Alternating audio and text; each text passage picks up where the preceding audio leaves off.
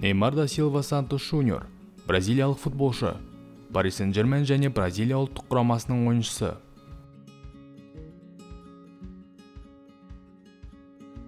Неймар 1992 жылы 5 ақпанда Бразилияның Сан-Паулу штатында Можидас Крузис деген жерде дүниеге келген. Неймар зергерлік саудагер Неймар Сантос пен Надин Сантостың отбасында дүниеге келді. Неймардың Рафаэлла есімді қарындасы бар. Неймардың әкесі бұрын футболшы болған, мансабын Бразилияның кіші лигаларында бастаған, бірақ жарақатына байланысты спорттан бас тартуға мәжбүр болған. Неймар Жуниор бала кезден футбол жақсы көрді, ал әкесі оған өзінің талантын ашуға көмектесті.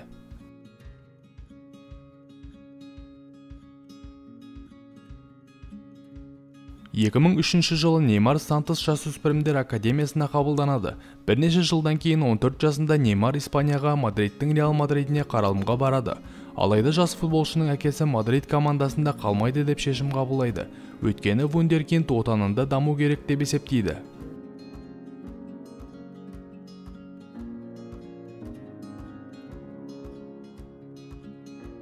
Сантоста Неймар 2009 жылы наурызда 17 жасында дебют жасады. Өзінің алғашқы голын маусым айында Атлетико Минейроға қарсы ойында соқты. Сантос сапындағы дебюттік маусымда ол 33 кездесуде 10 рет гол соқты.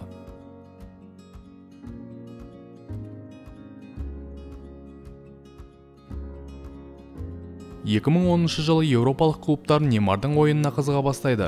Алдымен Сантос Вескемнің, одан кейін Челсидің ұсынысынан бас тартады. Алайда ойыншының агенті Вагнер Рибейро бразилиялық ойыншының мансабы басқа клубта жалғасуы керек деп айтады.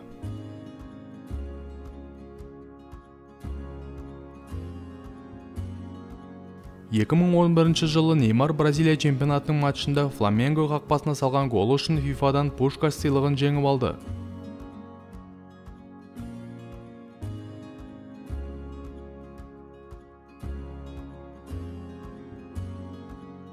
Сантос үшін Неймар барлық турнирлерде барлығы 230 матч өткізіп 138 гол соқты.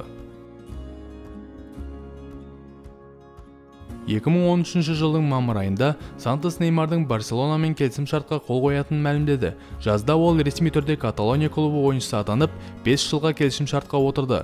Клубтың вице-президенті Жозеп Бартомеу трансферге 57 миллион евро кеткенін мәлімдеді.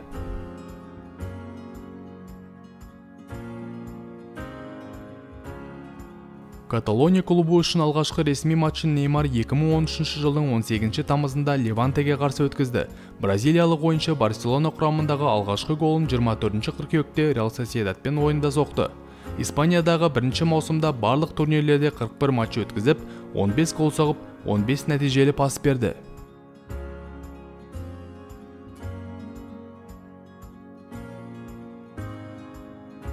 Екі мың 14 жылдан 2016 жылға дейін Испанияда каталондық үштік Неймар, Лионель Месси және Луис Суарес ойнады. 2014-2015 маусымда олар үшеуі 122 гол соқса, ал келесі жылы 131 гол соғып, бір маусымда шабуылдаушы үштіктің голдары саны бойынша Испанияның жаңа рекордын орнатты.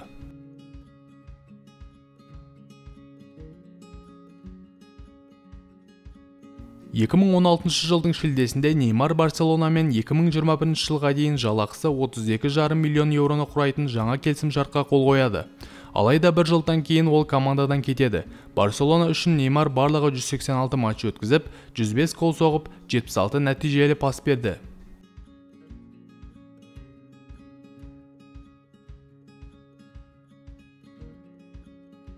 Барселона 2017 жылдың шілдесінде Неймар 222 миллион евроға ПСЖ клубына өтті деп хабарлады.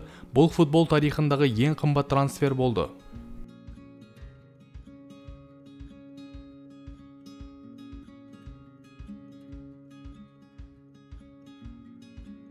ПСЖ-дағы алғашқы матчын Неймар 2017 жылдың 13 тамызында Генгамға қарсы өткізді.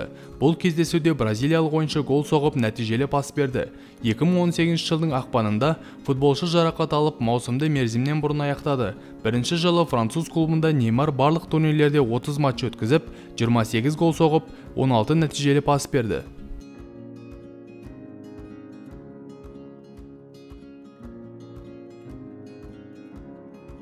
2021 жылдың жазында Неймар PSG мен жаңа келісімшартқа қол қойды.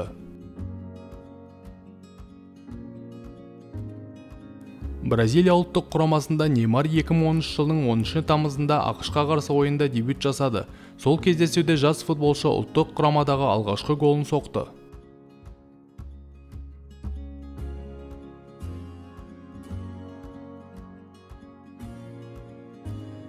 Неймар Бразилия ұлттық құрамасымен 2013 жылғы әлем чемпионатына баруы мүмкін еді. Оның шақырылуын атаңызға айналған ойыншы Пеле де құптаған еді.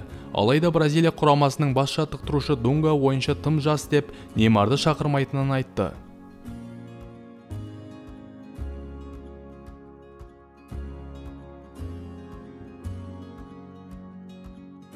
Нәтижесінде футболшы келесі 3 әлем чемпионатына қатысады. 2014 жылы турнирде ол 5 матч өткізіп, 4 гол соқты. Неймар жарақатына байланысты әлем чемпионатында өнер көрсетуін мерзімнен бұрын аяқтады.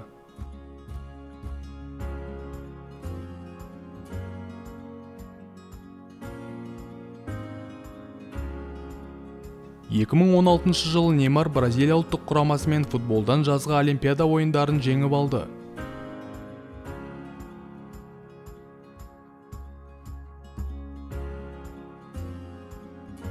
...2018 жылы Ресейде өткен әлем чемпионатында Неймар 5 матч өткізіп, тек 2 гол соқты. Оның құрамасы Бельгиядан 1-4 финалда жеңілді.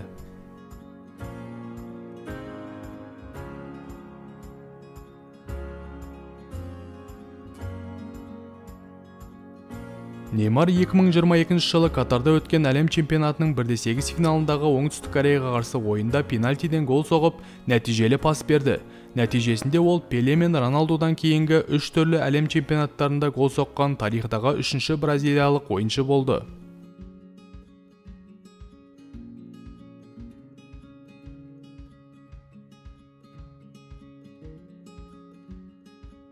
Төрт күннен кейін Хорватияға қарсы ширек финалдық матчта Неймар ұлттық құрамадағы 77-ші голын соғып, ұлттық құрамадағы ресми голдар бойынша Пелемен теңесті.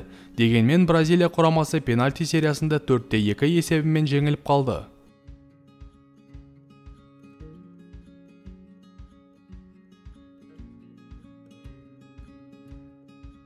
Неймар ең көп кубокты PSG құрамында жеңіп алды.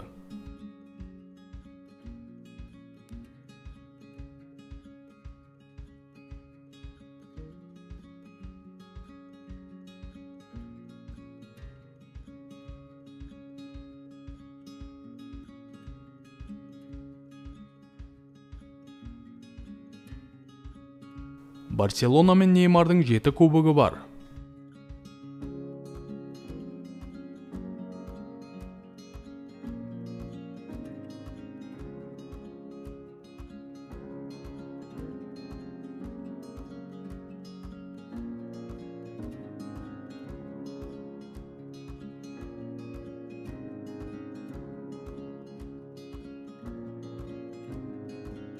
Футболшы Сантоспен 6 кубок алды.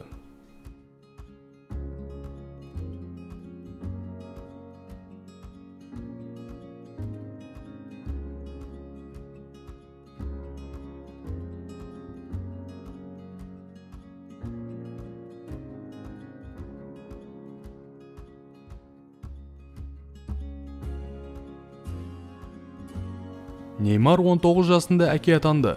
Оның Давид Лукка есімді ұлы бар.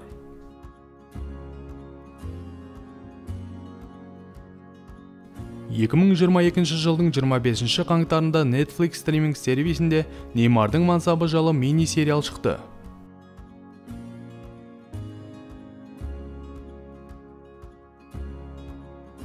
Неймар CSGO ойынын ойнағанды жақсы көреді.